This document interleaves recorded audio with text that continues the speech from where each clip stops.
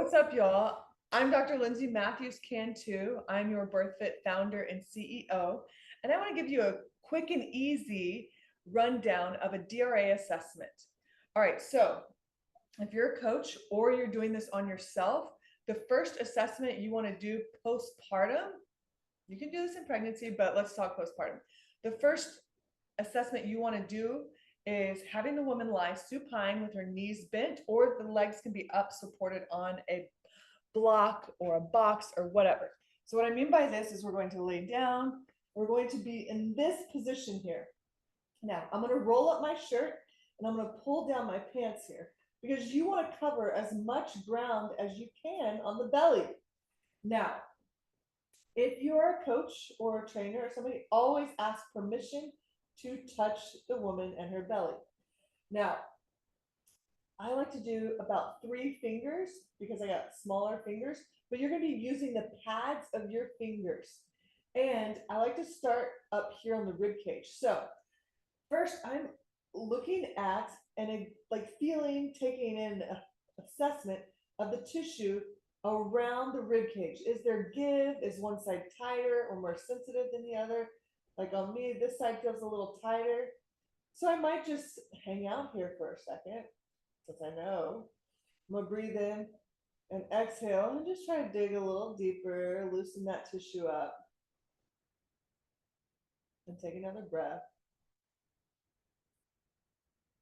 But I'm feeling right up under the rib cage. Next, I'm going to take my fingers, I'm gonna do this side so you can see, and run down the linea alba, just getting an idea of what's going on with the tissue. Notice there's nothing active going on. So when I'm ready, I'm going to do a little crunch, shoulders up, boom, and now I'm tracing the same path that I did. And I'm going all the way down to the pubic bone.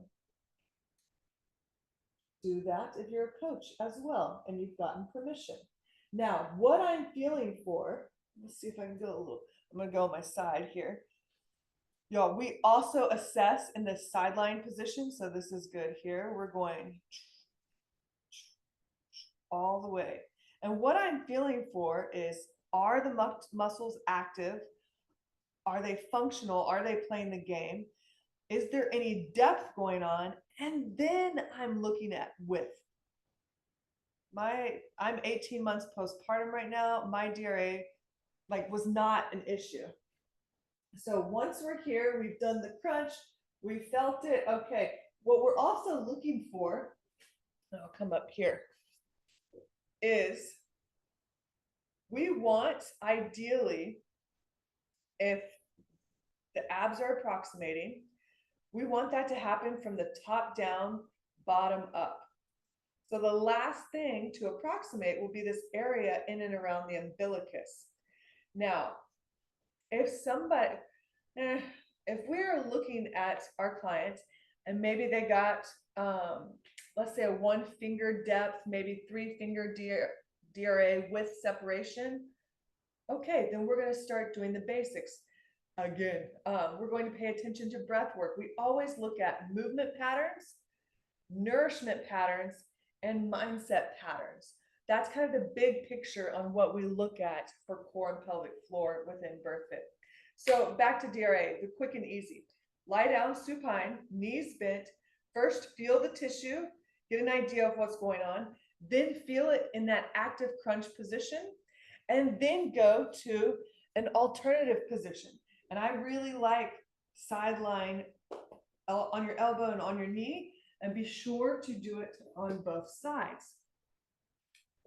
Last thing I want to make sure you remember is, what are you feeling for? Number 1, functionality. Number 2, depth. Number 3, width. Y'all, there's a whole lot of research that has come out about DRA that functionality and depth matter way more than width. In fact, how we measure width is so subjective because look, my fingers are smaller than maybe somebody else that is measuring width. And right now in the rehab space, 2 fingers breath is considered, more than 2 fingers breath is considered DRA. So functionality and depth are the priority.